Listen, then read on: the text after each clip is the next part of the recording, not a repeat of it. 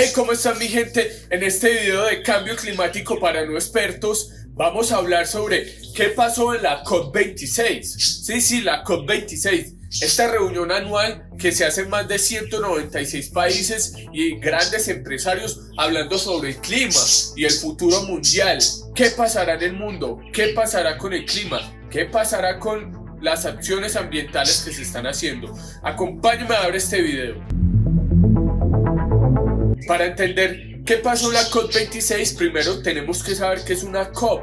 La COP es conferencias de las partes. ¿Qué partes? Entonces entramos con el Convenio de Marco de las Naciones Unidas. Esto empezó por allá por el año de 1979 en Ginebra, Suiza, que empezaron a observar que el clima estaba como algo raro y que había que unir esfuerzos a nivel mundial para poder contener toda esta crisis que se estaba viviendo en el mundo. Son más de 196 países, sumando la Unión Europea, que estuvieron en la COP26. ¿Qué fue lo bueno y qué fue lo malo? Vamos a ver. Lo malo de la COP26, una de las grandes conclusiones fue que no se está haciendo lo suficiente. ¡Ay, qué miedo! ¡Yo me voy! Por el planeta y por el mundo. ¿Por qué?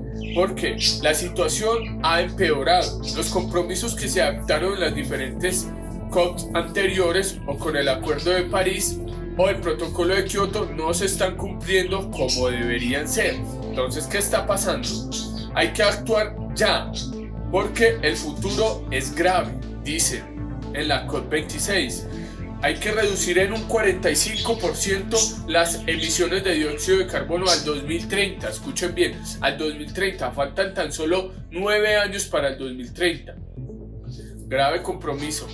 Las empresas de combustibles fósiles que también van a estas COPs a ver qué va a pasar con ellos han ejercido una presión muy grande en todos estos acuerdos, generando que cuando se hablaba de eliminación de los combustibles fósiles lograran suavizar el término a una reducción. Esto ha sido un resultado, digamos, algo triste, ya que el uso de combustibles fósiles tiene que ser eliminado, no reducido.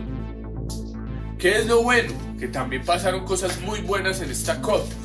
En esta COP pasó que se van a reducir las emisiones de metano o CH4 en un 30% para el 2030. China, este gigante, se ha sumado y ha dicho que para el 2060 va a ser neutro en carbono. Esto es un avance increíble. Es uno de los países que más contamina a nivel global. Para que diga que va a ser neutro en carbono al 2060 es un gran avance. Vamos a ver si lo cumple. Estados Unidos vuelve al Acuerdo de París. Recordemos que Donald Trump dijo que no, que se salía y se salió, pero Biden ha reintegrado de nuevo Estados Unidos al Acuerdo de París. Esto es un gran avance. También se ha comprometido a hacer emisiones netas de carbono cero al 2050 y bajar un 30% sus emisiones para el 2030. Y uno de los puntos más importantes que se trataron en esta COP fue que iban a doblar el financiamiento para los países en vía de desarrollo como Colombia contra la lucha del cambio climático y la transición energética. Esto es una noticia muy favorable porque para el 2025 países como Colombia recibirán el doble de financiación por parte de países desarrollados. Esto así, para podernos adaptar a estos climas más extremos y más frecuentes y para poder hacer una transición energética más eficiente. Estos fueron los puntos buenos y los puntos no tan buenos de la COP26 en Glasgow. Espero les haya gustado este video y nos vemos en un próximo video. No olviden suscribirse a mi canal y darle like.